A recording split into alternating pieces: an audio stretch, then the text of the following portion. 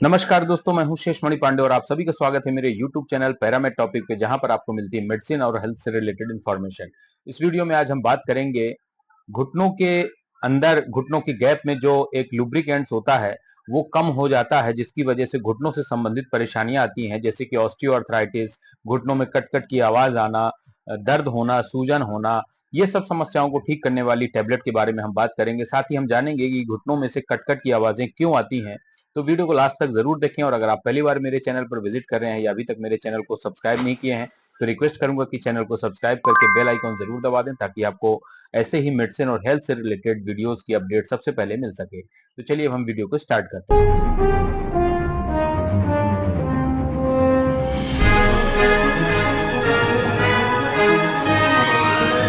तो सबसे पहले हम जानते हैं कि घुटनों में कट-कट की आवाज क्यों आती है। इसके शिकार ज्यादातर बुजुर्ग लोग होते हैं, लेकिन आजकल के जो समय में मॉडर्न लाइफस्टाइल को लोग अपना रहे हैं, बहुत ज्यादा लोग सीडेंटरी लाइफस्टाइल में जीते हैं।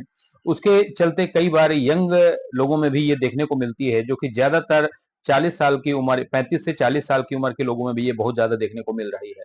तो घुटनों में कट-कट की आवाज आने का जो पहला कारण होता है वो होता है वीएमओ मसल का वीक हो जाना। वीएमओ मसल, जिसे हम वेस्टस मीडियलिस ऑब्लिक मसल्स कहते हैं, ये एक तरह की क्वाड्रिसेप्स मसल्स में से एक ये मसल्स होती है, जो हमारी फीमर बोन्स के साथ ये पटेले की तरफ उसको सपोर्ट करने के लिए और हमारी टांगों को फैलाने में काम आती है। तो ये मसल्स जब वीक हो जाती है, उसकी वजह से जो पटेले यानी कि घुटने की जो नी कैप होती है वो फीमर बोन से टकराने लगती है, और इसकी वजह से उन दोनों बोन्स के बीच का जो कार्टिलेज होता है उसमें लोड आता है और वो धीरे धीरे घिसने लगता है और कार्टिलेज डैमेज होने लगता है। अगर इसे इग्नोर किया गया तो ये ऑस्टियोआर्थराइटिस डेवलप हो जाता है, जिसके कारण घुटनों में सूजन आ जाना, दर्द हो जाना और इवन चलना फिरना। इसकी समस्या सबसे ज्यादा देखने को मिलती है जब सीढ़ी चढ़ते हैं या सीढ़ी उतरते हैं। इसके अलावा बैठते समय ये समस्या सबसे ज्यादा होती है और कटकट की आवाज आती है। ऐसे लक्षण अगर शुरुआती दौर पर होते हैं, यानी कि यंग एज में अगर देखने को मिलते हैं, तो ये एक्सरसाइज के थ्रू ये वीएमओ मसल्स को स्ट्रेंथ मिल सकती है, इसको मजबूत बनाया जा सकता है और कुछ मेडिसिन के साथ में इसे ठीक किया जा सकता है। दूसरा जो कारण होता है वो होता है लिगामेंट का डैमेज हो जाना। लिगामेंट्स एक तरह से हमारी बोन्स की कवरिंग बनाती है, एक तरह से गद्दीदार स्ट्रक्चर बना के रखती है, जिसकी वजह से एक कुशन की तरह काम करती है।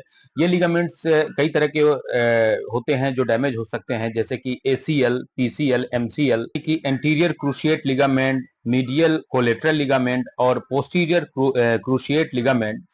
इस कंडीशन में ये लिगामेंट्स जब डैमेज हो जाते हैं तो डॉक्टर हमेशा एमआरआई के लिए रिकमेंड करते हैं, और एमआरआई से ही पता चलता है कि कितना सीवियरिटी है लिगामेंट्स के डैमेज होने की, और उसी के आधार पर मेडिसिन स्टार्ट की जाती है या फिर जो भी एक्सरसाइज है वो बताई जाती है। तीसरा कारण होता है मेनिस्कस की इंजरी होना। मेनिस्कस दो बोन्स यानी कि फीमर और टिबिया के बीच का एक शॉक एब्जॉर्बर की तरह होता है। कई बार ऊंचाई से गिरने पर या चोट लग जाने पर या एक्सीडेंट होने पर या किसी अन्य कारणों की वजह से अगर वहां पर डैमेज हो जाता है, चोट ग्रस्त हो जाता है वो क्षेत्र, तो उस वजह से क्या होता है कि ये मेनिस्कस के इंजरी होने की वजह से वो डैमेज हो जाता है और मेनिस्कस धीरे धीरे फट जाता है, जिसकी वजह से कट कट की आवाज आने लगती है। इसका पता भी एमआरआई के द्वारा ही लगाया जाता है। इसका अगला कारण होता है उम्र बढ़ने के साथ साथ, यानी कि एजिंग फैक्टर भी इसमें मायने रखता है। कुछ लोगों में उम्र बढ़ने के साथ साथ जो बोन्स के बीच का जो कार्टिलेज होता है वो धीरे धीरे घिस जाता है, और बुजुर्गों में ये धीरे धीरे करके काफी ज्यादा घिस चुका होता है, जिसकी वजह से हड्डियां जो बोन्स के बीच की जो कार्टिलेज की ना होने की वजह से आपस में टकराने लगती हैं, और ये कार्टिलेज एक तरह से कवरिंग की तरह काम करती है, यानी कि ऐसा जैसे कि ये बोन्स के कई बोन्स की कवरिंग को बनाती है, जैसे कि रबर होती है उस तरह से ये एक तरह से कुशनिंग का काम करती है, शॉक एब्जॉर्बर का काम करती है। लेकिन जब ये फट जाती है या रिमूव हो जाती है धीरे धीरे बोन्स के कवरिंग की तरह, तो ये हड्डियां आपस में टकराती हैं, जिसकी वजह से कटकट की आवाज आती है और हड्डियों के बीच का गैप कम हो जाता है। उसकी वजह से ये दर्द और सूजन बनता है और ऑस्टियोआर्थराइटिस की सीवियरिटी भी बढ़ती जाती है। ये कार्टिलेज का डैमेज कितना हो गया है इसका पता लगाने के लिए स्टैंडिंग व्यू में एक्सरे लिया जाता है। अगर किसी यंग एज के व्यक्ति की अगर एक्सरे देखा जाए तो उनके टिबिया और जो फीमर के बीच का जो गैप है वो काफी मोटा गैप दिखता है।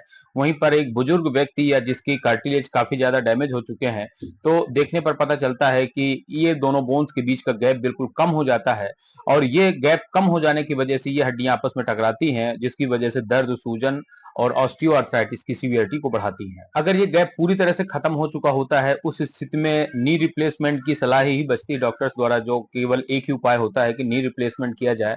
उसमें भी कंडीशन देखकर कि पार्शियल नी रिप्लेसमेंट करना है या कंप्लीटली नी रिप्लेसमेंट करना है।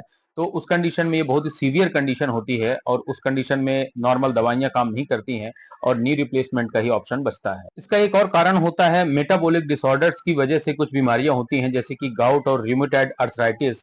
गाउट की कंडीशन में क्या होता है कि यूरिक एसिड का लेवल बढ़ जाता है, तो किसी किसी की बॉडी में कुछ एंजाइम्स की कमी हो जाती है जो यूरिक एसिड को मेटाबोलाइज कर सके, उससे डाइजेस्ट कर सकें, जिसकी वजह से अगर वो हाई प्रोटीन्स डाइट लेते हैं, जैसे कि एग है, मिल्क है, या डेयरी प्रोडक्ट्स हैं, या नॉन वेज फूड ज्यादा लेते हैं, चने लेते हैं, दालें लेते हैं ज्यादा, राजमा है, या फिर बहुत ज्यादा मात्रा में अल्कोहल लेते हैं, ऐसी कंडीशन में ये सारे फैक्टर्स जो है तो यूरिक एसिड का लेवल एकदम से बढ़ा देते हैं, और एंजाइम्स की कमी होने की वजह से ये यूरिक एसिड जो होता है वो धीरे धीरे जमा होने लगता है ज्वाइंट्स में, और यूरिक एसिड के क्रिस्टल्स जमा होने की वजह से ये कार्टिलेज को डैमेज कर सकते हैं, और धीरे धीरे कार्टिलेज डैमेज होने की वजह से ये मूवमेंट में काफी दिक्कत होती है, और घुटनों में सूजन आ जाती है, और ये गाउट की समस्या काफी सीवियर हो सकती है, और ये धीरे धीरे ऑस्टियोआर्थराइटिस में डेवलप हो सकती है। मेटाबॉलिक डिसऑर्डर की एक और बीमारी होती है जिसे हम रूमेटॉइड अर्थराइटिस कहते हैं। इसमें जोड़ों में तो प्रॉब्लम होती ही है, हाथ हाथ की उंगलियों में भी काफी स्टिफनेस होती है, जकड़न होती है, तो ये भी एक बीमारी होती है जिसकी वजह से ये ऑस्टियोआर्थराइटिस यानी कि रूमेटॉइड अर्थराइटिस भी एक ये दर्द का कारण बनता है, सूजन का कारण बनता है, और घुटनों में कट कट की आवाज आती है। तो ये सारे कारण होते हैं। अब हम जानते हैं कि उस कंडीशन में जहां पर लुब्रिकेशन कम होने की वजह से आर्थराइटिस बढ़ रहा है या सूजन आती है, उसको ठीक करने के लिए एक दवा के बारे में हम बात करेंगे जिसे हम रिजॉइंट टैबलेट के नाम से जानते हैं।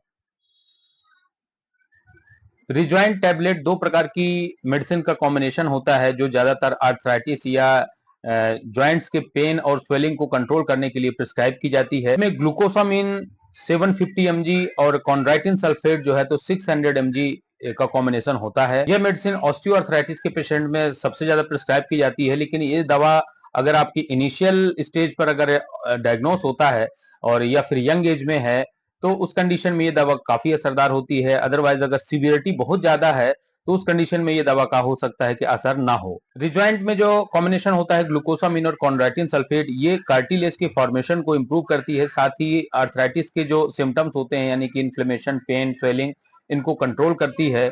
और ये 1 महीने से लेकर कई महीनों तक चलने वाली दवा होती है, और ये डिपेंड करता है पर्सन टू पर्सन की किसको कितना असर करती है। अगर इसमें बेनिफिट मिलता है तो कई बार इसे डॉक्टर अपने एक्सपीरियंस के अकॉर्डिंगली लॉन्ग टर्म के लिए भी प्रिस्क्राइब कर सकते हैं। ये दवा को आप अकेले या कई बार आर्थराइटिस के पेशेंट को जो मेडिसिन चल रही हो तो उनके साथ में भी दिया जा सकता है। ये दवा को आप खाना खाने के पहले, खाना खाने के बाद कभी भी ले सकते हैं। रिजॉइंट न्यू टैबलेट है, एवर्ट फार्मास्यूटिकल कंपनी का ब्रांड है, और इस ब्रांड के अलावा दूसरे ब्रांड भी हैं जैसे कि M joint, flex guard, mega free flex. तो ये इसके अलावा कुछ पॉपुलर ब्रांड है जो इस ब्रांड नेम से आप खरीद सकते हैं। अब इसकी अगर प्राइस की अगर बात करें कि 520 रुपए पर स्ट्रिप पड़ती है, और इनकी एवरेज प्राइस अदर ब्रांड्स की भी अगर देखी जाए तो लगभग लगभग 450 रुपीज से 550 रुपीज की रेंज में ही लगभग दूसरे ब्रांड भी आते हैं। अब इसके साइड इफेक्ट्स की अगर बात करें तो साइड इफेक्ट्स इसके बहुत ही कॉमन होते हैं, जैसे कि nausea, vomiting, diarrhoea, constipation, bloating, heartburn या हेडेक। ये कुछ कॉमन साइड इफेक्ट्स होते हैं जो ज्यादा परेशान करने वाले नहीं होते हैं। और अगर ये समस्याएं ज्यादा होती हैं तो हो सकता है कि खाली पेट खाने की वजह से हो, तो आफ्टर मील अगर आप इसे लेंगे तो ये पॉसिबल साइड इफेक्ट्स भी कम हो सकते हैं। तो ये थी सारी जानकारी रिजॉइंट टैबलेट के बारे में, और साथ में हमने जाना कि घुटनों में कट कट की आवाज आने के क्या कारण होते हैं और उनके क्या क्या ट्रीटमेंट होते हैं, और रिजॉइंट टैबलेट कैसे काम करती है। तो वीडियो को देखने के लिए बहुत बहुत धन्यवाद, और ऐसे ही मेडिसिन और हेल्थ से रिलेटेड वीडियोस के लिए आप हमारे चैनल को सब्सक्राइब करना ना भूलें और साथ ही बेल आइकॉन दबा दें। तो मिलते हैं नेक्स्ट वीडियो में। Thank you so much for watching.